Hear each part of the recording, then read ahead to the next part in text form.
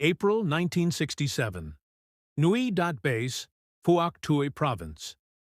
Sergeant Neville Gary William Farley checked his gear one final time before boarding the helicopter. His L1A1 rifle was secured. His Beretta pistol was holstered, and cradled in his arms, looking nothing like any weapon the Americans had ever seen, was a Sterling L-34A1 suppressed submachine gun. The weapon was strange, almost alien in appearance. A thick cylinder wrapped around the barrel, a curved magazine jutting from the left side. No flash hider, no standard military finish. Just matte black metal designed for one purpose: killing silently. An American advisor watching the patrol prepare turned to his Australian counterpart. "Where the hell did you guys get those?" The Australian smiled. "Britain. Don't ask how. We're not supposed to have them." That conversation captured one of the most interesting mysteries of the Vietnam War. The Australian and New Zealand SAS regiments operated with suppressed Sterling submachine guns that officially didn't exist in their inventory. The weapons were never formally procured through standard military channels. They never appeared on official equipment lists. And yet, photographs from 1967 and 1968 clearly show Australian SAS operators carrying them on operations. The phrase used by military historians to describe this situation became almost legendary: mysteriously purchased from the United Kingdom. The Sterling submachine gun itself wasn't mysterious. It had been Britain's standard submachine gun since 1953, replacing the famous Sten gun that had served through World War II. The Sterling was reliable, accurate for a submachine gun, and beloved by British forces worldwide. But the L-34A1 variant, the suppressed version, was different.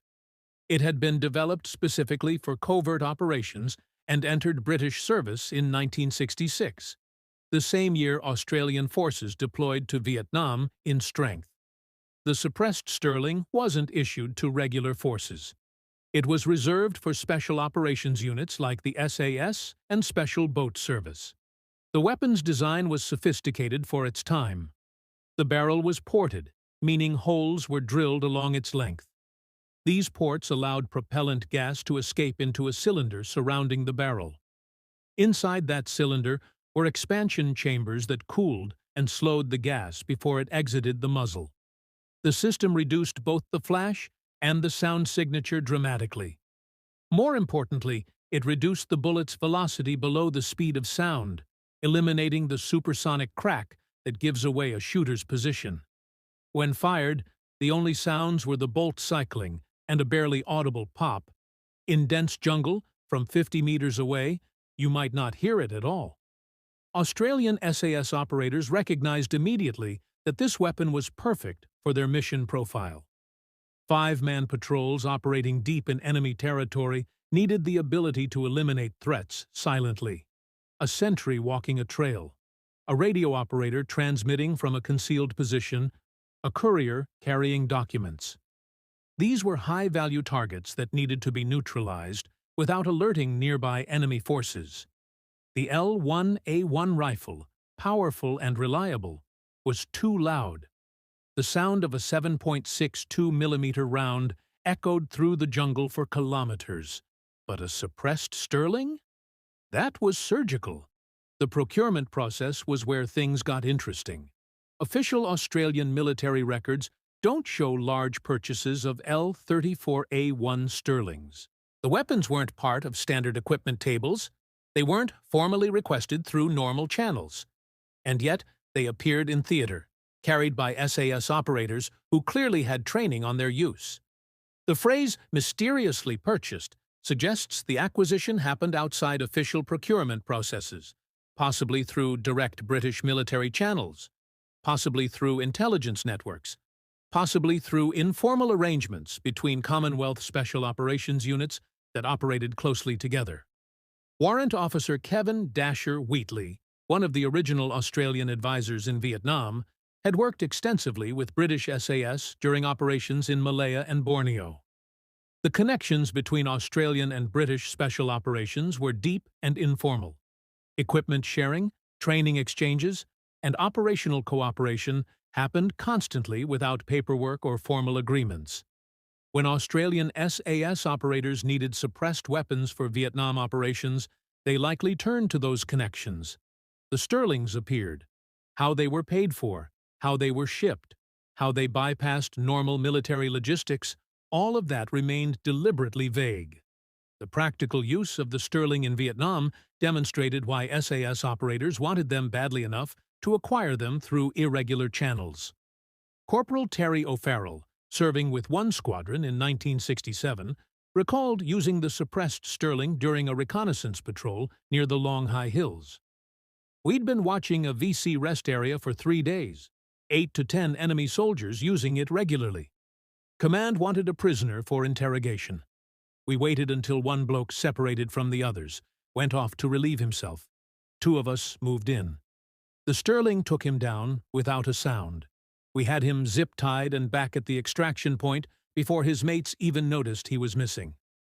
That capability, silent elimination of specific targets, was something American forces struggled to replicate. Macy VSOG operators, conducting similar missions across borders, had to make do with suppressed Sten guns, the Sterling's World War II predecessor. The Sten worked, but it was less reliable, more prone to jamming, and nowhere near as accurate as the Sterling. American operators would sometimes trade or borrow Australian Sterlings for specific missions, creating an informal black market in suppressed weapons that military historians are still trying to document decades later. The Sterling's suppressor made it longer and heavier than unsuppressed submachine guns. The total length was 34 inches, compared to 27 inches for an unsuppressed M16. The weight was 7.5 pounds loaded, but SAS patrols accepted that weight penalty because the capability was worth it. Point men often carried Sterlings instead of rifles. In thick jungle, where engagement ranges were measured in meters, not hundreds of meters, the Sterling's effective range of 50 to 75 meters was more than adequate. The weapon wasn't perfect. The suppressor heated up rapidly during sustained fire. After 20 to 30 rounds fired in quick succession, the barrel jacket became hot enough to cause burns. The suppressor also required regular maintenance. The baffles inside collected carbon residue that had to be cleaned or the weapon's sound signature increased. And using the Sterling meant carrying 9mm ammunition, in addition to the 7.62mm rounds for the L1A1 rifles the rest of the patrol carried, complicating logistics. But the tactical advantages outweighed these limitations. One SAS patrol commander, whose name remains protected, described using Sterlings during a deep reconnaissance mission in 1968. "We were watching an NVA battalion headquarters. Intelligence wanted us to eliminate specific individuals without compromising the observation. 3 separate engagements over 5 days. Each time, the Sterling let us take the shot without giving away our position. The enemy knew people were dying, but they couldn't figure out where the fire was coming from. It created paranoia that was almost as valuable as the kills themselves." American Special Operations Forces eventually obtained their own suppressed weapons, but the process took years. The suppressed M16, the so-called Sun Tay Raid variant, didn't appear until 1970. By then, Australian SAS had been using suppressed Sterlings for years. The capability gap frustrated American operators who recognized the value of silent weapons but couldn't get their hands on them through official channels. The Sterling remained in Australian SAS service throughout the Vietnam War. When forces withdrew in 1971, the Sterlings went with them. Some found their way into Australian military museums. Some remained in SAS armories for decades, used for training and held as reserve weapons. A few disappeared entirely, their final disposition unknown, adding another layer to the mystery of how they'd been acquired in the first place. The phrase mysteriously purchased from the United Kingdom became shorthand among military historians for the informal networks that existed between Commonwealth Special Operations Forces. Equipment that was needed but couldn't be officially procured, appeared through channels that bypassed normal military bureaucracy. Whether this represented improper conduct or practical problem-solving depends on your perspective. From the viewpoint of SAS operators conducting dangerous missions in enemy territory, getting the right equipment mattered more than following procurement regulations. The legacy of the suppressed Sterling in Vietnam extended beyond the Australian SAS. The weapon demonstrated that suppressed firearms weren't just movie props. They were tactically valuable tools that gave Special Operations Forces capabilities conventional weapons couldn't provide. Modern Special Operations units worldwide now carry suppressed weapons as standard equipment. That capability, so carefully controlled and restricted in the 1960s, is now considered essential. Sergeant Neville Farley, the operator we met preparing for that patrol in April 1967, survived his tour in Vietnam. He never discussed publicly where the Sterling he carried that day came from or how the SAS acquired them.